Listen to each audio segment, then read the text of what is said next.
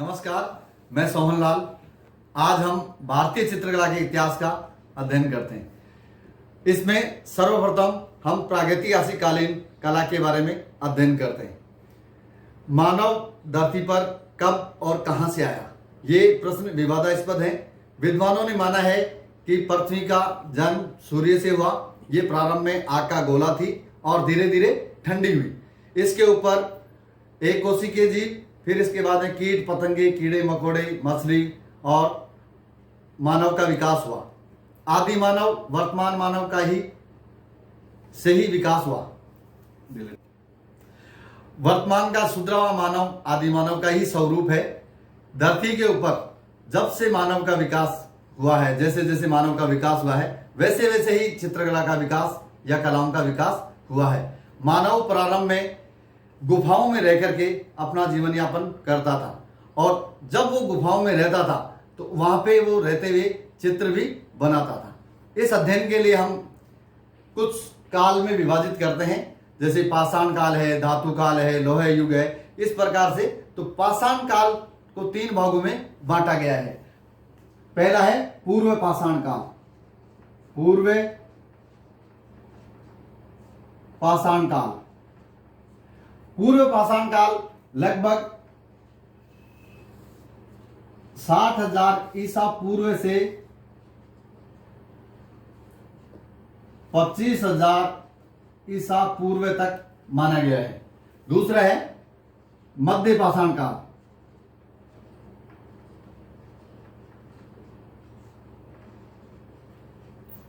ये 25,000 ईसा पूर्व से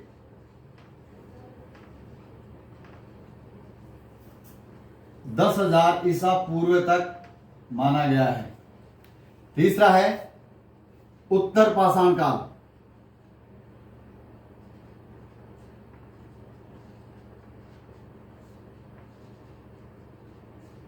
ये 10,000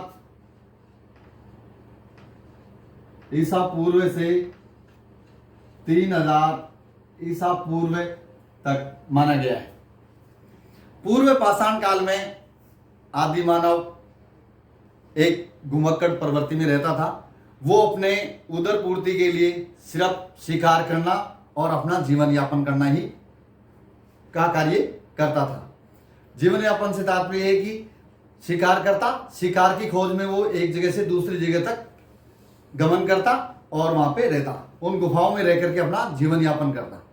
उस समय के जितने भी औजार मिले हैं, उस समय प्राकृतिक चीजों को काम में लिया करता था। जैसे प्राकृतिक से पत्थर है, हड्डियां हैं या लकड़ी है, उनका उपयोग ही किया करता था।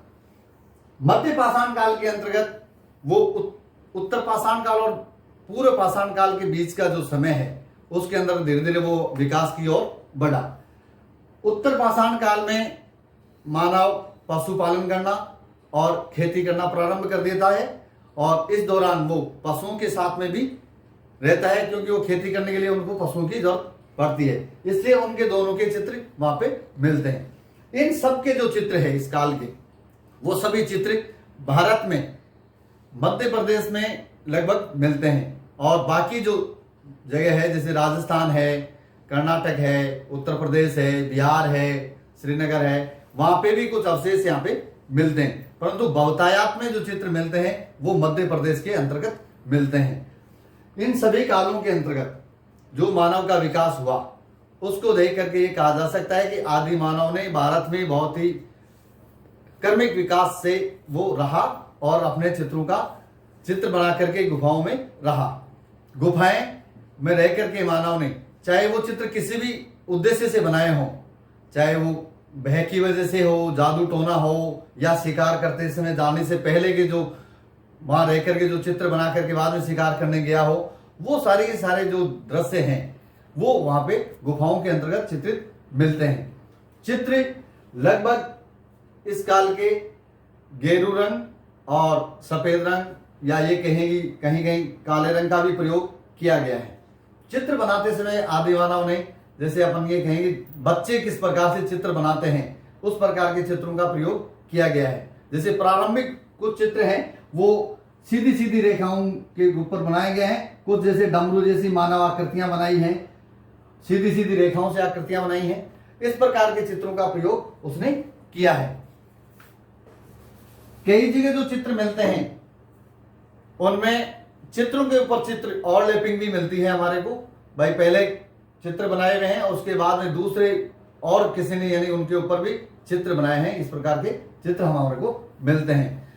अब हम आगे क्रमबद्ध तरीके से कहां कहां चित्र प्राप्त हुए उसके बारे में अगले अध्याय में अध्ययन करते हैं।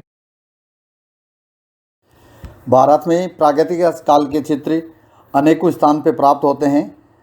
मध्य प्रदेश में जो चित्र प्राप्त होते हैं उनमें पंचमढ़ी में जो चित्र प्राप्त होते हैं, पंचमढ़ी महादेव पर्वत श्रृंखला के पास 5 मील की दूरी में लगभग 50 गुफाएं हैं। वो सभी गुफाएं आदि मानव द्वारा चित्रित हैं। इनकी खोज D.H. गार्डन ने 1936 में एक विशद लेख प्रकाशित करके की। पंचमढ़ी में जो चित्र हैं वो इमली खोह, बाड़ादेव गुफा, महादेव बाजार में एक विशालकाय बकरी का चित्र प्राप्त होता है और इमली खोह में सांबर के आखेट का दृश्य, बाड़ादेव गुफा की छत पर शेर के आखेट का दृश्य प्राप्त होता है। ये बहुत सारे चित्र आप स्क्रीन पर भी देख रहे हैं। यहाँ जो चित्र हैं वो लगभग 3 श्रेणियों के दिखाई देते हैं। पहली श्रेणी के चित्र तख्तीनुमा या डमरूनुमा मानवाकृतियों के बनाए हुए हैं, जिसके शारीरिक गठन को लहरदार रेखाओं में दर्शाया गया है। यहाँ पर जो प्रथम प्रकार के जो चित्र हैं या पहले स्तर के जो चित्र हैं वो लाल व पीले रंग की अधिकता से बने हुए हैं। यहीं पे जो दूसरे स्तर के चित्र प्राप्त होते हैं उनकी आकृतियाँ थोड़ी सी बेडौल, ओजपूर्ण व असंतुलित सी दिखाई देती हैं। यहाँ पे सिर्फ शिकार के जो चित्र हैं वही मिलते हैं। तीसरे स्तर के जो चित्र आते हैं वो चित्र जैसे आम घरेलू जीवन के या सामाजिक जीवन इस प्रकार से संबंध रखने वाले चित्र हैं। यहीं पे आदि मानव के एक शहद एकत्रित करते हुए जो चित्र हैं वो मिलते हैं। घुड़सवार योद्धा, वाद्य यंत्रों को बजाते हुए वादक, शस्त्रधारी सैनिक, इस प्रकार के चित्र मिलते हैं। इन चित्रों में सफ़ेद रंग और काले रंग का प्रयोग किया गया है और बाहर की जो आकृतियां आप देख रहे हैं वो लाल रंग की बनाई हुई है।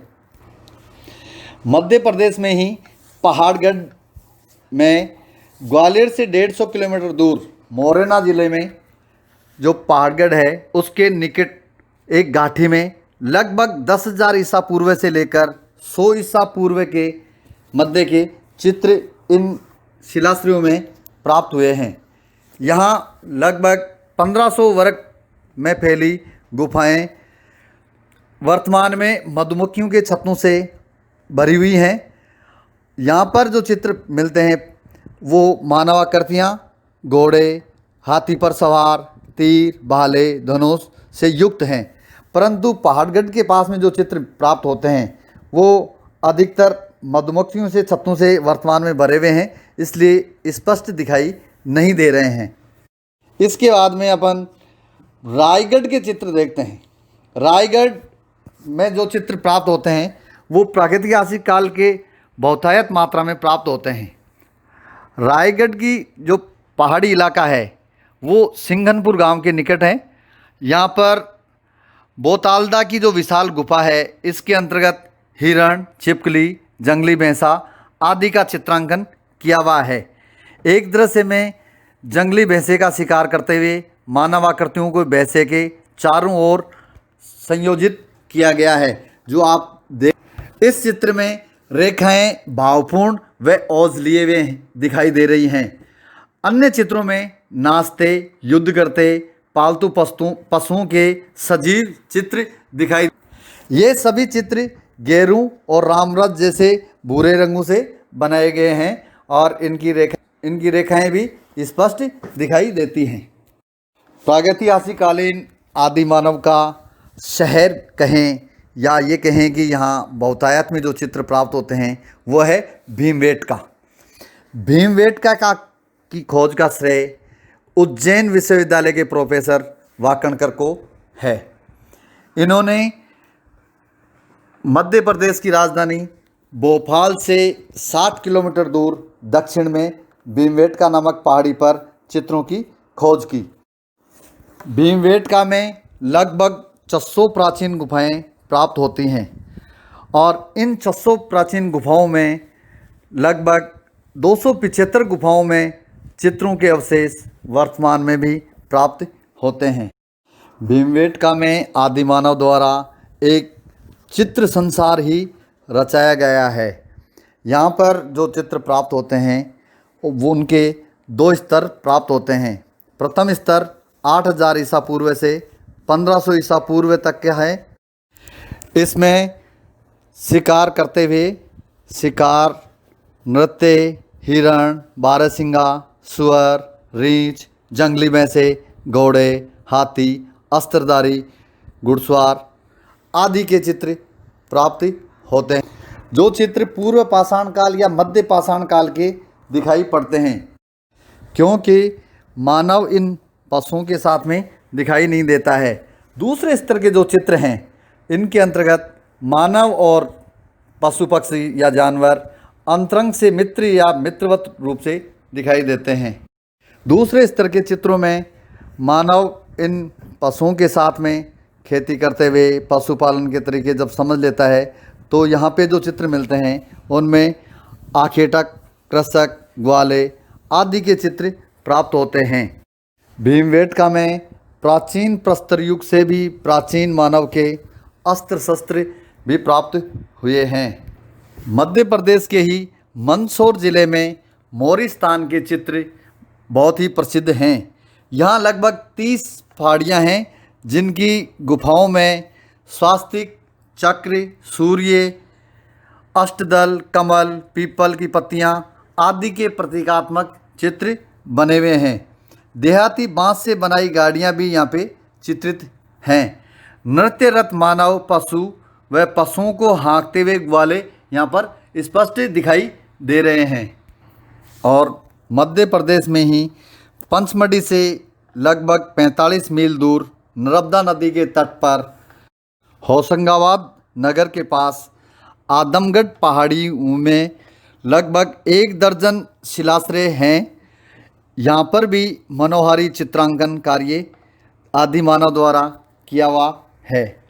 इसमें देख रहे हैं हम जंगली भैंसे, घोड़े, हाथी सवार, अस्त्रधारी घुड़सवारों के दल का चित्र एवं यहाँ पर जो आकृतियाँ बनी हुई हैं इनमें रेखाओं की पुनरावृत्ति से घोड़ों की आकृतियाँ भी अद्भुत दिखाई देती हैं, जिसमें जैसे जिराफ समूह, 4 धनुर्धारी आदि चित्र क्षेपांकन पद्धति से बने हुए हैं।